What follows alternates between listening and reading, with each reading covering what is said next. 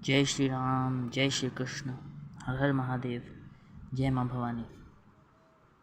तो दोस्तों, हम भगवान आदि शंकराचार्य, दी युग पुरुष जिन्हें आप कह सकते हैं, दी रियल हीरो आप जिन्हें कह सकते हैं, ऐसे महापुरुष के बारे में चर्चा कर रहे थे।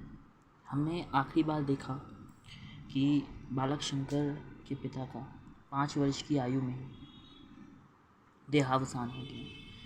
अब माँ और पुत्र दोनों ही अकेले, एक बहुत ही छोटी आयु में भगवान आदि शंकराचार्य ने, बालक शंकर ने अपने पिता को खो दिया। उसके बाद उनकी शिक्षा दीक्षा किस प्रकार हुई, उसके बाद उन्होंने कौन कौन से कृत्य किए, इस पर हम आज देखेंगे। देखिए, माता जो थी, माता कामाक्षी, वो भी बहुत बड़ी विदुषी स्त्री थी। माता कामाक्षी, जिन्हें माता आर्यांबा भी कहते हैं, बहुत ही विदुषी स्त्री थी दोस्तों। तो वो बालक शंकर की देख रेख करने लगी, उन्हें शिक्षा दीक्षा घर में प्रदान करने लगी। शिवगुरु जी जब शिवगुरु जी जीवित थे तो वे ही उन्हें शिक्षा प्रदान करते थे। अब शिवगुरु जी के देहावसान के बाद माता ही घर में शिक्षा दीक्षा प्रदान करने लगी। शिवगुरु जी के एक मित्र थे जिनका नाम था विष्णु स्वामी। इतनी विकट परिस्थितियों में जब इस प्रकार अनाचार फैल रहा था वैदिक धर्म के नाम पर, अनावश्यक चीज़ें हो रही थी, उस समय भी कुछ ऐसे ब्राह्मण थे जिनके अंदर सही वैदिक धर्म का सही स्वरूप जीवित था। उनमें से शिवगुरु जी थे, विष्णु स्वामी जी थे। शिवगुरु जी के जो मित्र थे विष्णु स्वामी, उन्होंने माता कामाक्षी से जाकर कहा कि भाभी जी, भाई श्री शिवगुरु बच्चे में उच्च संस्कारों का प्रकाश डाल गए। जैसे मैंने कहा कि शिवगुरु जी बालक शंकर को शिक्षा प्रदान करना प्रारंभ कर चुके थे, पर और शिवगुरु जी बहुत बड़े विद्वान थे। उनके शिवगुरु जी के पिता जो विद्याधीराज जी थे, वो भी बहुत बड़े विद्वान थे। तो ऐसा महान विद्या और विद्वानों का कुल था। तो ऐसे कुल में जन्म लेने वाले बालक को विद्या प्राप्त करना उसका दायित्व बन जाता है अपने पूर्वजों के अनुरूप। विष्णु स्वामी जी कहते हैं, भाभी जी, भाई श्री शिवगुरु बच्चे में जैसे उच्च संस्कारों का प्रकाश डाल गए हैं, उसकी शिक्षा उसी के अनुरूप होनी चाहिए। अलवाई के तट पर आचार्य ब्रह्म स्वामी का गुरुकुल है। ये भी एक दक्षिण में ही कहीं था।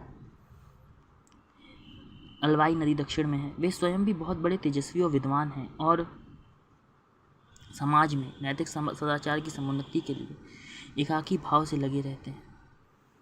मित्रों, जीवन में माता पिता और गुरु का महत्वपूर्ण स्थान होता है। बालक शंकर के इतने तेजस्वी और तपस्वी होने का कारण उनके माता पिता और गुरु अवश्य।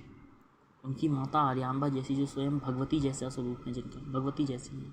उनके पिता शिवगुरु, जो स्वयं ऐसा लगता है जैसे इतने विद्वान हैं कि उस समय दक्षिणात्यों में शिवगुरु जी बहुत ही विद्वान और प्रसिद्धि थे। तो और अगर उसी के अनुरूप उनके फिर नए जीवन में जब गुरु ने प्रवेश किया तो वो भी साधारण व्यक्ति नहीं थे, बहुत ही तेजस्वी थे, विद्वान थे। और माता कामाक्षी ने कहा, माता कामाक्षी मोह में थी। जैसे मैंने कहा कि पति भी नहीं है, तो पति ना होने के कारण माता कामाक्षी बहुत ही ज़्यादा मात्र बालक शंकर ही थे जो उनका आसरा थे। स्त्रियां भावुक होती हैं, माता की ममता, मोह, विद्वान स्त्री होने के बाद भी कई बार विद्वानों को भी मोह जकड़ लेता है। माता कामाक्षी ने मोह से कहा कि आपका कहना तो ठीक है भाई भैया, पर मेरा एक ही पुत्र है और इसे अपने पास ही रखूँगी। जो थोड़ा बहुत पढ़ना है यहीं पढ़ा लूँगी, वही काफ़ी है। मंदिर में ज़्यादा से ज़्यादा इसे मैं पुरोहित बना दूँगी और मुझे कोई और लालसा नहीं। देखिए मित्रों, जो व्यक्ति युग पुरुष बनने वाला है, माता का वात्सल्य अभी जानता नहीं है कि जिस व्यक्ति को वो मात्र एक मंदिर का छोटा सा पुरोहित बनाना चाहती है, वो युग पुरुष बनने वाला है। वो ऐसा युग पुरुष बनने वाला है कि सारे पुरोहित आज के समय के उसी के नाम का, वो उसी की रीति नीति के अनुसार चलेंगे।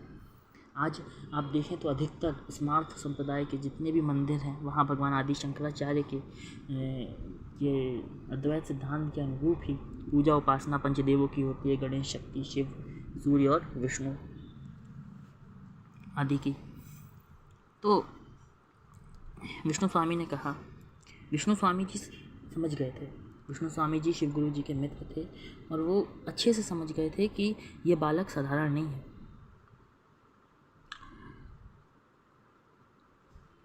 बालक साधारण नहीं है और शिव गुरु जी से उन्होंने इस पर चर्चा अवश्य की होगी। शिव गुरु वो उन्होंने कहा कि आज शिव गुरु जी होते तो क्या वो ऐसा कहते, क्या वो बालक को केवल साधारण रहने देते? कदापि नहीं। वो इस बालक को उच्च कोटि का विद्वान बनाते, जो सर्वश्रेष्ठ होता, ऐसा बनाने की उनके अंदर भावना होती। अब विष्णु स्वामी जी ने कहा, जो कहा है उस पुस्तक में पढ़ के देखते हैं। भाभी जी, ये आप क्या कह रही हैं? आज भैया होते तो ऐसा ना कहते। वे बच्चे को उच्च गुणों से ओतप्रोत देखना चाहते थे। इसके लिए गुरुकुल जैसा संस्कारवान वातावरण ही उपयुक्त होता है। वहाँ नित्य अग्निहोत्र होता है। अक्षर अभ्यास ही नहीं कराया जाता, बल्कि बच्चों में सच्चाई, ईमानदारी, चरित्र, कर्मठता, साहस, श्रम, स्वावलंबन आदि महान गुणों का विकास भी किया जाता है। यदि कुछ कठिनाइयों और अभाव वहाँ होंगी तो उनसे भी बच्चों का जीवन निर्माण ही होता है। कठिनाइयों में बच्चों के विचार करने की और उचित अनुचित का निष्कर्ष निकालने की क्षमता जागृत होती है। लौकिक परिस्थितियों का ज्ञान विस्तीर्ण होता है। ये तो बात सच है मित्रों। देखा जाए तो आप देखिए, जब हम स्कूल वगैरह जाते हैं तो स्कूल में मात्र हम वो नहीं सीखते जो हमें शिक्षक सिखाते हैं। किसके साथ हमें कैसा व्यवहार करना है, मित्रों के साथ कैसे रहना है।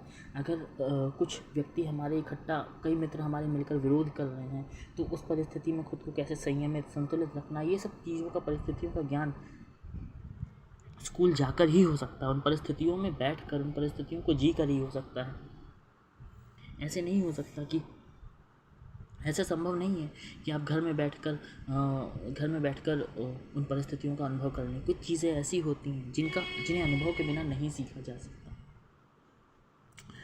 तो विष्णु स्वामी जी जो हैं, उन्होंने माता आर्यांबा को, बालक शंकर तो स्वयं युग पुरुष जगत गुरु भगवान आदि शंकराचार्य बनने वाले हैं। उन्होंने तो बिल्कुल, वो तो वेद पढ़ने के लिए सदैव ललायत रहने वालों में से हैं, जो स्वयं वेद स्वरूप। उन्होंने इस चीज़ का समर्थन कहा कि माँ मुझे गुरुकुल भेज दो, मैं खूब मेहनत से विद्या अर्जन करूँगा और आपका नाम रोशन करूँगा। और सच और सत्य ही है, इस छोटे से बालक ने आज ऐसा नाम रोशन किया कि आज इस बालक के नाम से इनके माता पिता का और अधिक महत्व समझा जाता है। तो माता पिता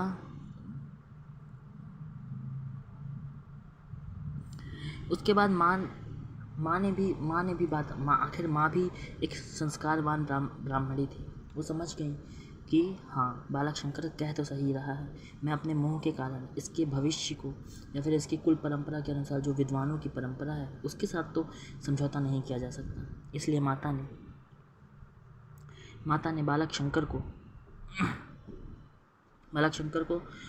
गुरुकुल पहुंचा दिया और बालक शंकर वहाँ पे परिश्रम पूर्वक अध्ययन करने लगे। और कहा जाता है 8 वर्ष, मात्र 3 वर्ष में, 8 वर्ष की आयु में वो चारों वेदों के ज्ञाता हो गए। 8 वर्षीय चतुर्वेदी, 12 सर्वशास्त्रविद, 16 कृतवान भाष्यम, 12 मुनिरभ्यगात्।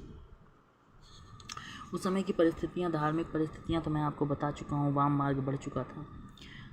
वाम मार्ग के ही विरोध में बौद्ध धर्म उत्पन्न हुआ था मित्रों। बौद्ध धर्म, चारवाक मत, इस प्रकार की चीज़ें जाग उठी थी। लेकिन बालक शंकर इन चीज़ों से कैसे प्रभावित हुए?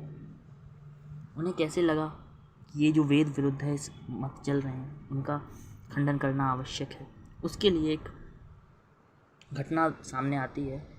गुरुकुल में जब बालक शंकर रहते थे तो उस समय नियम था कि भिक्षार्जन के लिए बालक को जाना पड़ता था। जब भिक्षाटन के लिए बालक जाता था तो आसपास के गांवों से जो कुछ भी लाते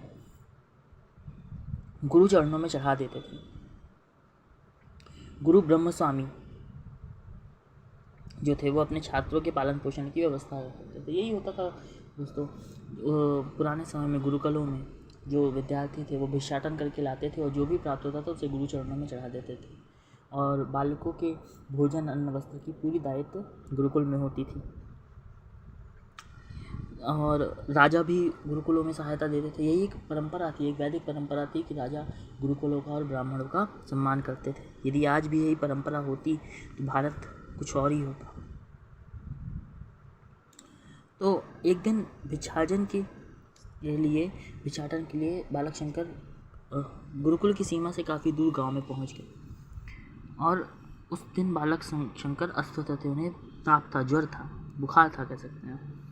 तो उन्हें बेहोशी आ गई तो आदि शंकराचार्य जो उस समय बालक शंकर और विद्यार्थी शंकर के रूप में थे, बटुक शंकर के रूप में थे, तो बटुक शंकर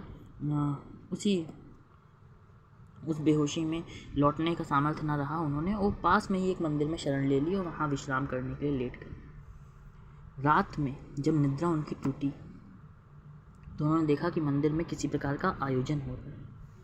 मंदिर में इस प्रकार उस समय की परिस्थितियाँ ऐसी थी कि उस समय मंदिरों में, मैंने आपको जैसे कहा कि धर्म के नाम पर धर्म कर रहे थे और उसे धर्म कह रहे थे। तो मंदिरों में क्या चल रहा था उस समय आप देखिए, मंदिरों की क्या स्थितियाँ थी। तरुण तरुणियाँ यानी युवक युवतियाँ वस्त्र आभूषणों से सुसज्जित आमोद प्रमोद कर रहे हैं। वो सब कौल मत के अनुयायी थे। उस समय मैंने आपको जैसे बताया वाम मार्ग निकला था, तो और इसी प्रकार कई प्रकार के मत पंथ संप्रदाय निकल गए थे। जो कुछ तो ऐसे थे जो खुले रूप में वेदों का विरोध करते थे और कुछ वेदों के होने का दावा करके वेद का विरोध करते थे। तो कौल मत के जो अनुयायी थे वो प्रतिदिन इस मंदिर में आकर भोग विलास करते थे। मांस मदिरा का सेवन खुलकर किया जाने लगा था, वेदों खुलकर किया जा रहा था। वहाँ पर वाम मार्ग पूरी तरह से फैला हुआ था और वहाँ पर वो वेद उपनिषदों की निंदा कर रहे थे। ये एक अवैधिक मत था देखा जाए तो। मैंने कहा ना, वैदिक अवैधिक कई प्रकार के मत उत्पन्न हुए थे। वाम मार्ग के साथ ही बुद्ध ने वेदों की निंदा की। वाम मार्ग जो था वेदों को, अपने पाप कर्मों को वेदों के अनुसार बता रहा था। और एक और मत था जो वेदों के विरुद्ध होकर चल रहा था। वाम मार्गियों जैसा था और वेदों के विरुद्ध होकर ही चल रहा था। ठीक है, तो और मदिरा के नशे में वैवाहिक पवित्रता को भी उतार कर फेंक देते थे। इसका मतलब उन्होंने वहाँ पर किसी भी प्रकार से सारी मर्यादाएं तोड़ दी। अधिक कहने की आवश्यकता नहीं है आप सब। जब बालक शंकर ने ये देखा और देखा कि इस प्रकार का वाम मार्ग में मात्र अंधविश्वास ही अंधविश्वास है, तो बालक शंकर ने उसी समय संकल्प ले लिया कि जब तक इन अंधविश्वासों को, इन पाखंड को खत्म ना कर दूंगा और तब तक मैं अपने सारे सुख का त्याग कर दूँ। बालक संकल्प से शक्ति आती है। मतलब आप ये चीज़ समझिए, बिना संकल्प के सिद्धि ही नहीं होती। इसलिए हमें कभी भी कुछ भी करने के लिए संकल्प की बहुत आवश्यकता होती है। पंडित श्री राम शर्मा आचार्य और आदि शंकराचार्य, महर्षि दयानंद सरस्वती, जितने भी विद्वान हुए हैं, सब संकल्प बल से ही अपने उद्देश्यों को सफल करने के लिए और